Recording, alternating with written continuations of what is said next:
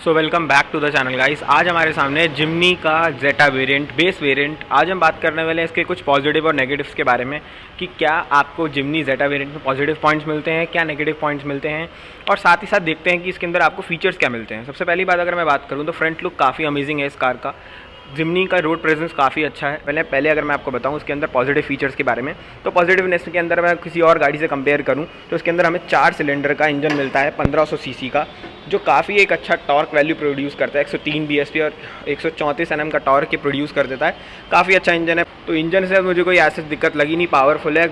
जहाँ गाड़ी आपको टॉर्क चाहिए, गाड़ी के अंदर पावर चाहिए, तो आपको 2 मिनट के अंदर ही देता है, डिलीवर करता है। लैगीनेस नहीं है इंजन के अंदर। इंसुलेशंस हैं ऊपर की तरफ, इंसुलेशंस नहीं है, ना ही टॉप मॉडल में, ना ही इसके बेस वेरिएंट में। बाकी इंजन अगर मैं बात करूँ चलाने के मामले में तो फन टू ड्राइव ज़रूर से है। जैसे मर्जी आप खींच लो गाड़ी, ये प्रॉपर आपको एक रिस्पॉन्स देता है कि हाँ भाई गाड़ी के अंदर पावर है, गाड़ी के अंदर फीचर्स हैं। और साथ ही साथ एक ड्राइविंग जो मज़ा आता है ना गाड़ी के अंदर चलाने में गाड़ी को, वो प्रॉपर यहाँ पे फीलिंग आपको मिल जाती है। फ्रंट से अगर मैं यहाँ पे बात करूँ पॉजिटिव पॉइंट में, तो पहला पॉजिटिव पॉइंट तो इसका इंजन आपको मिल जाता है। सेकंड मेजर पॉजिटिव पॉइंट जो इसके अंदर मिलता है आपको, वो इसके अंदर मिल जाता है 4x4 टेक्नोलॉजी। मतलब अगर आपको एक 4x4 कार चाहिए प्रॉपर, तो आपको ये 4x4 टेक्नोलॉजी यहाँ पे ऑफर कर दी जाती है जिमनी के जेटा वेरिएंट के अंदर से ही। यहाँ पे थार वाला हिसाब नहीं है कि भाई 4x2 भी आ रही है, यहाँ जिमनी 4x4 ही आ रही है, तो वो चीज़ है।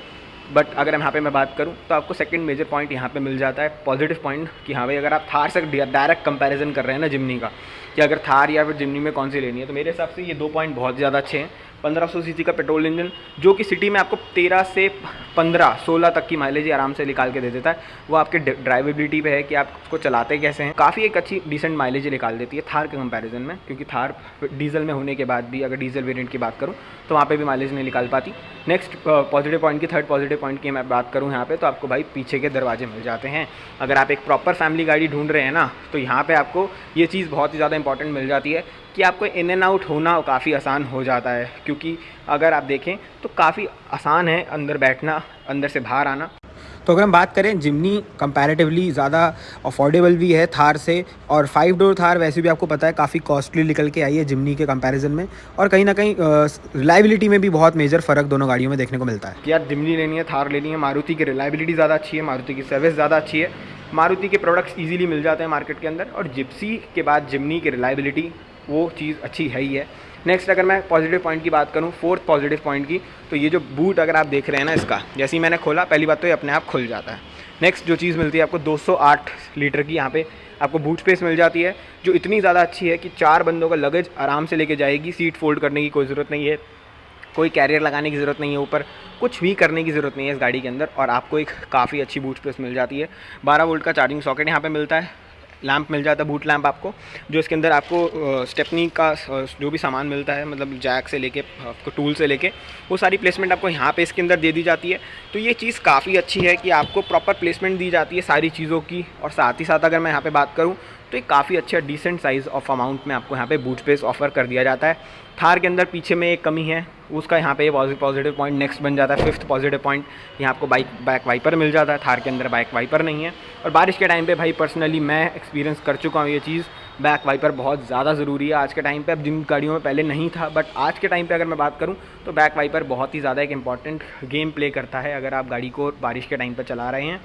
टायर साइज़ भी इसके अंदर डिसेंट एनफ दे रखा है, 15 इंच का टायर साइज़ दे रखा है। तो अपनी ऑफ रोडिंग कैपेबिलिटीज़ में अगर किसी को बिल्कुल ऑफ रोड ही करना है, इससे कोई भी और स्मूथ, मतलब बेसिकली उसको गाड़ी सिटी में नहीं चलानी, ऑफ रोडिंग पर्पज़ के लिए ही चलानी है, तो उस केस में गाड़ी बहुत ज़्यादा अच्छी बन जाती है। आपको टायर प्रोफाइल अच्छी मिल जाती है, साइड वॉल 80 की मिल जाती है आपको, ये प्रॉपर जो थिकनेस है 195/80 की, तो काफ़ी अच्छा एक टायर साइज़ ही बन जाता है। फ्रंट में डिस्क ब्रेक है, रेयर में ड्रम ब्रेक है, और जो इसकी ब्रेकिंग सिस्टम है वो भी बहुत अच्छा है। पैनिक ब्रेकिंग मैंने करके देखी है, तो काफ़ी एक अच्छा स्टेबिलिटी आपको मिलती है गाड़ी के अंदर।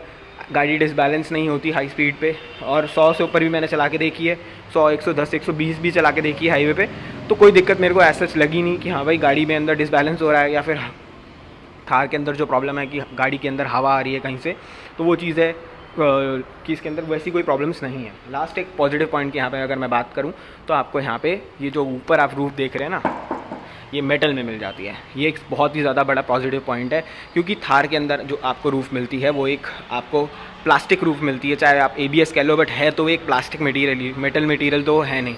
तो उसके अंदर ये चीज़ बहुत ही ज़्यादा बड़ी मेरे हिसाब से नेगेटिव पॉइंट है, क्योंकि भाई ना उसके अंदर कोई इंसुलेशंस हैं, बाहर की नॉइज़ इतनी आती है, बारिश अगर होने लग जाए तो गाड़ी के अंदर ऐसे इतनी ज़्यादा साउंड आती है ना कि कोई कहने ही नहीं उसके। और साथ ही साथ अगर मैं बात करूँ, कोई भी आपको सेफ्टी नहीं है छत के ऊपर, अगर आप गाड़ी के अंदर बैठे ऊपर से कुछ गिर जाए तो छत तो 1 सेकंड में टूट ही जाएगी। यहाँ पे एटलीस्ट कुछ मेटल यूज़ किया गया है, तो मेटल दब जाएगा बट आपको अंदर है तो एटलीस्ट ये सेफ़ रखेगा। रोल ओवर अगर मैं बात करूँ तो रोल ओवर गेजेस उसके अंदर दे रखे हैं थार के अंदर, बट फिर भी जो एक छत जो होती है ना, वो मजबूती मेरे हिसाब से बहुत ज़्यादा अंदर होनी चाहिए, तो वो उसके अंदर आपको नहीं मिलती। तो ये चीज़ एक मेजर नेगेटिव पॉइंट बन जाता है थार का, यहाँ पे इसका पॉजिटिव पॉइंट बन जाता है। ये तो कुछ थे इसके पॉजिटिव पॉइंट। बात करते हैं इसके नेगेटिव पॉइंट्स की। नेगेटिव पॉइंट्स में अगर मैं बात करूँ तो इसके अंदर बेसिकली आपको फीचर्स नहीं मिलेंगे 14 लाख 15 लाख के अंदर, क्योंकि आपको ये बेस वेरिएंट मिलता है। तो सिंपल सी बात है, अगर आपको फीचर्स चाहिए तो आपको अल्फ़ा वेरिएंट में जाना पड़ेगा। बट अगर मैं बात करूँ तो फीचर्स में जो आपकी कॉस्ट कटिंग है, या फिर अगर मैं बोलूँ कि जो इसमें नहीं दे रखे बेसिकली, क्योंकि कॉस्ट कटिंग क्या ही बोलें, जो फीचर्स थोड़ा बहुत तो उन्हें भी डिफरेंस बनाना था दोनों मॉडल्स के अंदर, तो उन्होंने फ्रंट में आपको इसके अंदर हेलोजन बेस्ड हेडलैम्प्स मिलते हैं, LED बेस्ड नहीं मिलते। सेकंड मेजर चीज़ जो है, इसके अंदर फॉग लाइट आपको नहीं मिलेगी जेटा वेरिएंट के अंदर, ना ही इसके अंदर कोई आपको वॉशर फ्लूइड यहाँ पे ऑप्शन दिया जाता है। तो ये चीज़ 3 तो आपको मेजरली फ्रंट से ही दिख जाएंगी इसके अंदर।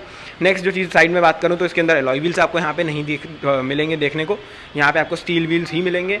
नेक्स्ट जो चीज़ अगर मैं यहाँ पे बात करूँ फीचर्स के मामलों में, ये जो आपको ORVM मिल रहा है, ये ग्लॉसी ब्लैक फिनिश के अंदर नहीं मिलेगा, मैट ब्लैक फिनिश के अंदर मिलेगा। हैंडल्स भी इसके अंदर, डोर हैंडल सारे के सारे मैट ब्लैक फिनिश के अंदर ही मिलेंगे। और साथ ही साथ यहीं से मैं अंदर अगर लेके जाऊँ आपको, तो यहाँ पे जो ये मिरर है ना आउटसाइड IRBM, इसका यहाँ पे आपको एक बटन एक्स्ट्रा मिलता है टॉप मॉडल के अंदर, जो उससे गाड़ी के जो मिरर्स हैं वो फोल्ड हो जाते हैं। इसमें फोल्डिंग का आपको कोई भी प्रोविज़न नहीं मिलता, आपको हाथ से ही फोल्ड करने पड़ेंगे। और यहाँ पे अगर मैं बात करूँ तो जो खाली सी स्पेस देख रहे हो ना, इसके अंदर आपको टॉप मॉडल के अंदर मिलता है पुश स्टार्ट स्टॉप बटन। यहाँ पे सिर्फ आपको एक की ही मिलेगी। चाबी भी बिल्कुल इनकी बेसिक चाबी है जो हर किसी गाड़ी में दे देते हैं, चाहे अरीना हो, चाहे वो अपना मैं बात करूँ नेक्सा की गाड़ियाँ हों जिसमें बेस वेरिएंट में आती है, तो चाबी कुछ आपको इसके अंदर ऐसी मिल जाएगी, दोनों सेंटर लॉकिंग वाली एटलीस्ट मिल जाती हैं, वो चीज़ है। बात करूँ अगर मैं इंटीरियर के ही अभी, तो इसके अंदर हमें क्रूज़ कंट्रोल नहीं मिलता इस वेरिएंट के अंदर। स्क्रीन साइज़ हमें यहाँ पे छोटा मिलता है। और यहाँ पे अगर मैं नीचे की तरफ बात करूँ तो आपको इसके अंदर ऑटोमेटिक क्लाइमेट कंट्रोल का फीचर भी नहीं दिया जाता है कार के अंदर कंपनी की तरफ से। बाकी सेंटर कंसोल बिल्कुल सेम एज इट इज, कोई भी एज सच इसके अंदर फीचर्स की एज सच कमी नहीं है, बट सिर्फ आपको यहाँ पे ऑटोमेटिक क्लाइमेट कंट्रोल नहीं मिलेगा, स्क्रीन साइज़ यहाँ पे छोटा मिलेगा आपको। यहाँ पे अगर मैं बात करूँ तो हेडलाइट वॉशर का यहाँ पे आपको एक बटन मिलता है, वो आपको यहाँ पे नहीं मिलेगा। ऑटोमेटिक हेडलैम्प्स नहीं मिलेंगे। ये मतलब बेसिक फीचर्स हैं जो आपको यहाँ पे डिलीटेड मिलेंगे, यहाँ पे आपको देखने को नहीं मिलेंगे अगर आप जेटा मॉडल ले रहे हैं। ऊपर की तरफ बात करूँ तो same as it is roof आपको मिलती है, कोई भी इसके अंदर रूफ में कोई चेंजेस नहीं है। यहाँ पर मैं बात करूँ केबिन लैम्प के अंदर कोई भी चेंजेस नहीं है। AC वेंट्स के चारों तरफ यहाँ पे आपको एक सिल्वर फिनिश मिलेगी टॉप मॉडल के अंदर, वो आपको यहाँ पे नहीं दी जाती है। डोर हैंडल्स अगर मैं बात करूँ तो यहाँ पे आपको जो क्रोम फिनिश में डोर हैंडल्स मिलते हैं वो यहाँ पे आपको नहीं दिए जाएंगे इस मॉडल के अंदर। तो मतलब बेसिक जो कॉस्मेटिक चेंजेस हैं ना वो करे गए हैं। अब ये जो कॉस्मेटिक चेंजेस हैं किसी को इफेक्ट करते हैं, किसी को इफेक्ट नहीं करते, वो आपके पर्सनल चॉइस है कि भाई आपको वो फीचर्स चाहिए या नहीं चाहिए। रेयर में एज सच कोई भी इसके अंदर चेंजेस नहीं है। सीटिंग कंफर्ट आपको सेम मिलेगा, हेडरेस्ट आपको एडजस्टमेंट के साथ यहाँ पे मिल जाएंगे। और पीछे भी आपको अगर मैं बताऊँ तो एक पॉजिटिव पॉइंट में एक चीज़ और आ जाती है कि यहाँ पे आपको सीट बेल्ट रिमाइंडर मिलता है, बट यहाँ पे साथ ही साथ वो रिमाइंडर नेगेटिव भी बन जाता है क्योंकि यहाँ पे सेंसर्स नहीं दे रखे। फ्रंट सीट में यहाँ पे सेंसर्स दे रखे हैं दोनों साइड, तो आपको ये ना बेल्ट लगा के ही रखनी पड़ेगी, नहीं तो 60 सेकंड तक 1 मिनट तक ये जो बेल्ट का रिमाइंडर है ये टू टू टू टू करता रहेगा और बहुत ज़्यादा इरिटेट करता है। और वो चीज़ आप बंद कर ही नहीं सकते हो। वो यहाँ पे आपको एक नेगेटिव पॉइंट और पॉजिटिव पॉइंट दोनों में देखने को मिलेगा। तो मैंने आपको बताया 40 लीटर का फ्यूल टैंक मिलेगा। रेयर में एज सच कोई इसके अंदर चेंजेस नहीं है। यहाँ आपको कैमरे का प्रोविज़न मिल जाता है, तो ये चीज़ अच्छी है कि अगर आप कैमरे के लिए गाड़ी सोच रहे हैं कि यार टॉप मॉडल में कैमरा मिल रहा होगा, बेस मॉडल में नहीं मिल रहा होगा, तो बेस मॉडल में कैमरा तो आपको इन्होंने दे रखा है, बट कैमरे की क्वालिटी भी और जो उसका व्यू है वो बस ऐसा ही है कि भाई काम चला हुआ है, उसमें कोई एज सच कोई इतना अच्छा कैमरा नहीं। क्योंकि इन्होंने जिसकी प्लेसमेंट रखी गई है ना वो बहुत अजीब सी रखी गई है, वो नीचे नीचे का ही व्यू दिखाता है बिल्कुल। और मेरे को लगता है कहीं ना कहीं उसका जो व्यू है ना वो ब्लॉक हो रहा है और उसकी वजह से एक प्रॉपर व्यू गाड़ी के अंदर नहीं आ रहा। कैमरे की प्लेसमेंट मुझे लगता है इन्हें स्टेपनी के टायर के ऊपर यहाँ पे कहीं कर देनी चाहिए थी, जो ज़्यादातर कार कंपनीज कर देती हैं, बट चलो जहाँ पे इन्होंने दिया एटलीस्ट दे तो रहे हैं, वो चीज़ यहाँ पे हो जाती है। बाकी अगर मैं बात करूँ गाड़ी ऑल अराउंड बहुत अच्छी है, चलने में कोई दिक्कत नहीं है, माइलेज कंसर्न अच्छे हैं, सब कुछ ठीक है, चलाने में अच्छी है, सिटी ड्राइविंग अच्छी है। और ऐसा इसके अंदर कोई भी दिक्कत नहीं मिलती। थोड़ा सा गियर एंगेजमेंट हार्ड मिल जाता है आपको, वो आपकी पर्सनल चॉइस है कि आपको अगर कोई फन टू ड्राइव कार ले रहा है और बेसिकली 4x4 कार ले रहा है ना, तो उसको ये चीज़ें तो महसूस होंगी ही, क्योंकि गियर एंगेजमेंट थोड़ा बहुत हार्ड आपको इस गाड़ी के अंदर मिलेगा। जब आप एक ऑफ रोडिंग कार ले रहे हैं तो ज़रूर से थोड़ा गियर एंगेजमेंट हार्ड मिलेगा। उसका रीज़न भी यही है कि ये जो इसका इंजन है वो सीधा नहीं लगा, पैरेलल माउंटेड लगा है। उसका सिर्फ एक बेसिक रीज़न ये है कि भाई आगे जाके अगर आप कोई मॉडिफिकेशन इसके अंदर करवाना चाहते हैं तो वो ईजिली हो जाएंगी और उसमें कोई दिक्कत नहीं आएगी आफ्टर मार्केट अगर आप मॉडिफिकेशन करवाना चाहते हैं। तो ये थी इसकी पॉजिटिव नेगेटिव की वीडियो। और लास्ट में अगर मैं यही बोलूँ कि आपको जेटा लेना चाहिए, अल्फ़ा लेना चाहिए, मेरे हिसाब से अगर आप एक फ़ीचर लोडेड कार चाहते हैं जिसके अंदर फ़ीचर्स चाहिए, आपको बेसिक फ़ीचर्स भी चाहिए, एडवांस फ़ीचर भी चाहिए। किसी को हेडलाइट वॉशर बहुत पसंद आ जाता है, जिसको फॉग लैंप बाहर से नहीं लगवाने, हेडलाइट LED में चाहिए, एलॉय व्हील्स चाहिए और बहुत सारी चीज़ें हो जाती हैं जो इसके अंदर दे रखी है। कीलेस एंट्री चाहिए, ऑटोमेटिक हेडलैम्प्स चाहिए। ये बहुत बेसिक फ़ीचर्स हैं, बट किसी को ये बहुत अट्रैक्ट करते हैं। बाकी एज सच फीचर डिफरेंस इतना नहीं है। जो भी चीज़ इसके अंदर है वो आपको बाहर से लग के भी मिल जाएगी काफ़ी हद तक, काफ़ी चीज़ें।